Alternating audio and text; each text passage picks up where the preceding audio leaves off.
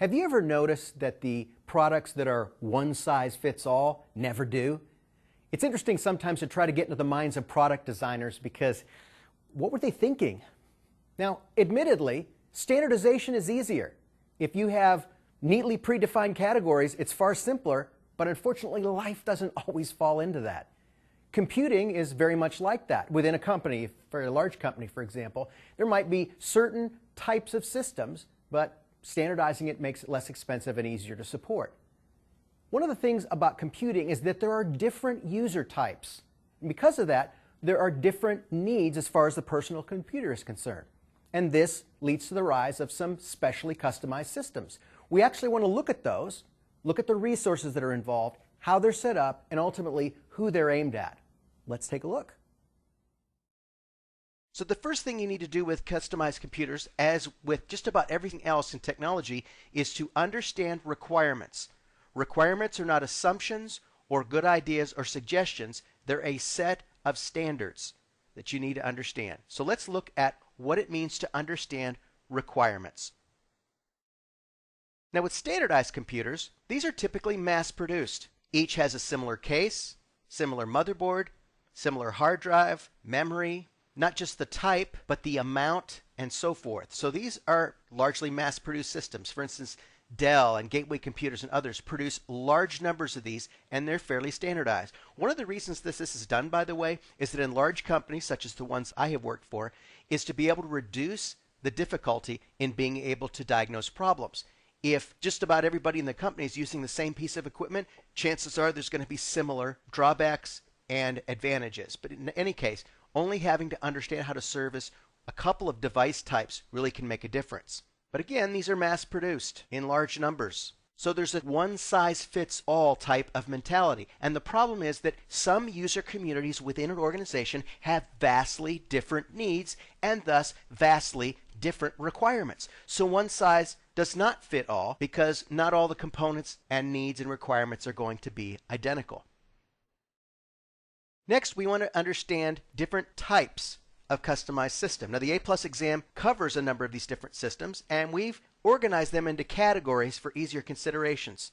Graphics intensive, visualization, client machines, gaming, and home systems. And each will have different requirements in terms of components. For instance, you have the case, the motherboards that have to be considered, processors, cooling systems, memory, multimedia cards, graphics adapters, disk drives, and so forth.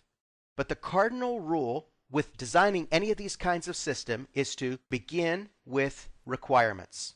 Always begin with requirements. The first category of customized computer systems falls under the general classification of graphics-intensive systems. There's actually two subtypes, and we'll actually consider both of them. The first is what's called a CAD or CAM systems, and these are acronyms that stand for Computer-Aided Drafting and Computer-Aided Manufacturing, respectively. And this type of system is designed for maximum performance because of the heavy 3D rendering required. This means that, first of all, one of the things you're going to need is a full tower case and chassis to host the various components. And as we discovered previously, there are a myriad of components that you will also need to have for a CAD-CAM type of system. First, you have to have a high-speed multi-core processor. Remember, we talked about hyper-threading, we talked about multiple processors, and we talked about multiple cores. Remember, the cores are actually CPUs within CPUs. So having a multi-core processor running at high speeds is going to be necessary for this type of an environment. In addition, you're going to need a CAD-CAM or a 3D graphics card. And as you can see in the picture to the left, there are going to be quite a few requirements in terms of graphics processing unit, memory, and so forth, to the point where you're probably going to need some kind of cooling fins and heat sinks just as you would for systems as well. Now, when you're using CAD-CAM type software, it's good to check with the manufacturer because they will actually have a list of approved graphics cards that will work with that particular software, or recommended at least. So keep in mind that that's one of the things that you should check first, is to make sure that what you want to use in terms of a graphics card will actually fit the requirements of the software you plan to use. So high-speed multi-core processor, 3D graphics rendering. In addition, you are also going to need maximum RAM in order to be able to accommodate all of the different processing that's going to go on. And you're also going to need a variety of different expansion card capabilities that will give you what you need, PCI, PCI Express, and so forth. These are the type of requirements you're going to need with a CAD/CAM type of system. The second classification of graphics-intensive customized systems is an audio-visual editing station. In this, you're still going to need a case, probably not as large as the one you would have for the CAD/CAM station, but you are going to need a PCIe, PCI Express 3D video card, and multiple monitors, dual displays. Frequently, you will see video cards with multiple outputs. This will give you the capability of being able to support those multiple displays. And obviously, your operating system needs to be able to support that as well. Windows typically will give you the ability to be able to support multiple monitors, for example. You also need to have high capacity, high performance disks. Graphics files tend to be rather large, and you also have to have a system that's going to be able to get that information quickly. And obviously, you're also going to need a specialized sound card. For instance, you might want to do video captures and different kinds of rendering from an audio standpoint. Therefore, you'll also need a sound card that will be able to take care of those requirements from a multimedia perspective. Now, if you want to do video capture, you actually have to have a video capture card. Now, TV tuner cards can do that to a degree, but a video capture card will actually allow you to be able to do the conversion. You can't do it with a sound card by itself. Now, there's a term I used earlier that you need to understand and grasp pretty well, and that's that of user communities. Within any organization, you're going to have users with different requirements. Some may have the CAD/CAM type of requirements.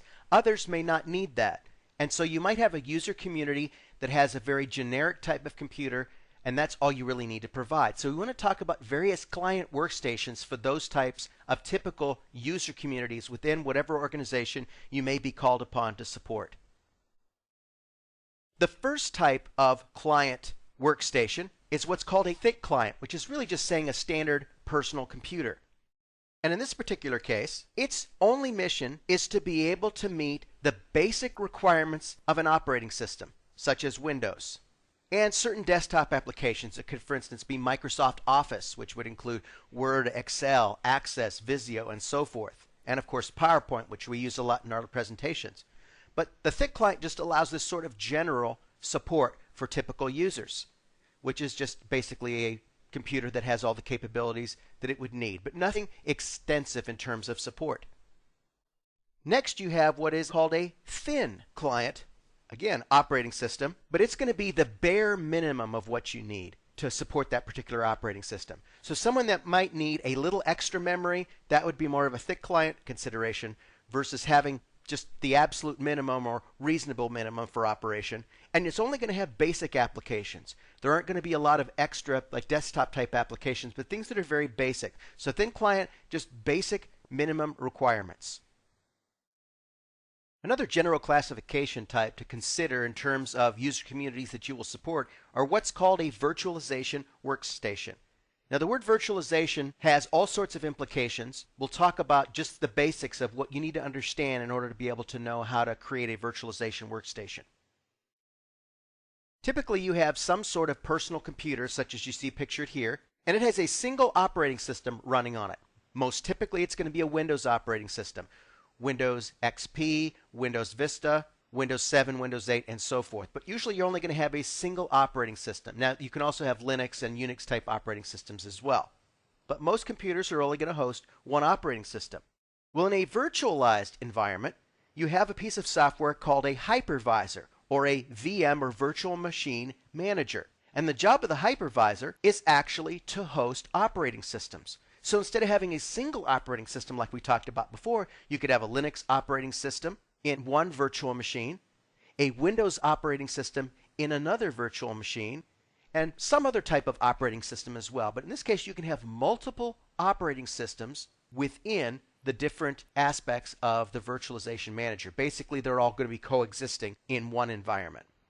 Now, there's all sorts of complexities to virtualization that are beyond the scope of what we want to talk about. Train Signal has many wonderful and informative courses on virtualization you might want to consider. But these are just the basics. To create a virtualization workstation that will support what we just talked about, obviously you have to have a case. It doesn't have to be extensive or huge as in some of the other more graphics intensive situations. But you want to have a multi-core processor with 2.8 gigahertz or greater. Depending on the hypervisor you're using, for instance VMware or Microsoft's Hyper-V, there are going to be some specific requirements. Because basically what you do is you take the system's resources and you divide them between what are called the guest operating systems, which is the different operating systems existing within the hypervisor. So you have multiple cores.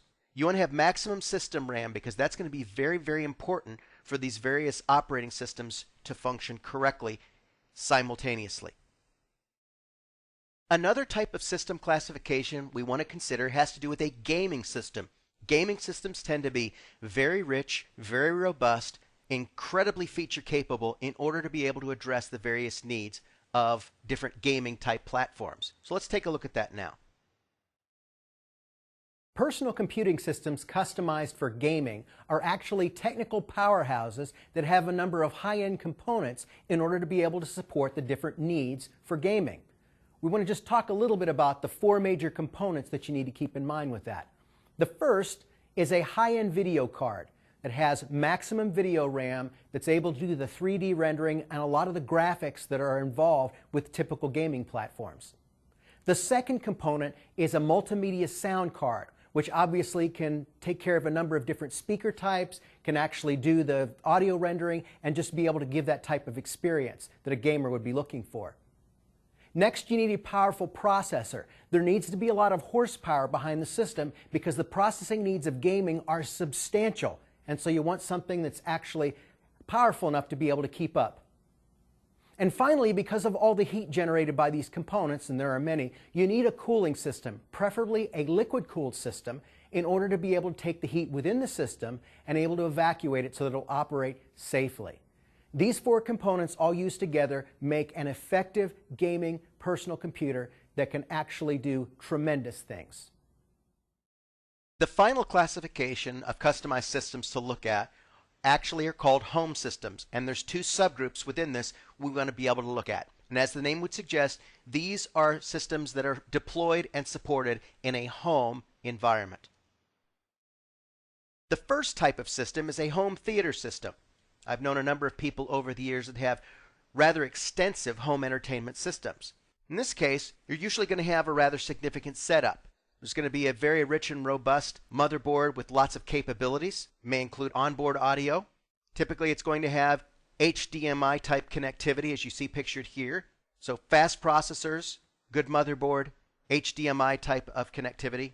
And then any one of a number of multimedia cards. It could be a TV tuner card that would be required, as well as advanced sound card capabilities in order to be able to support the sound for a home environment. You see there's a number of speakers that would be involved, perhaps surround sound as well.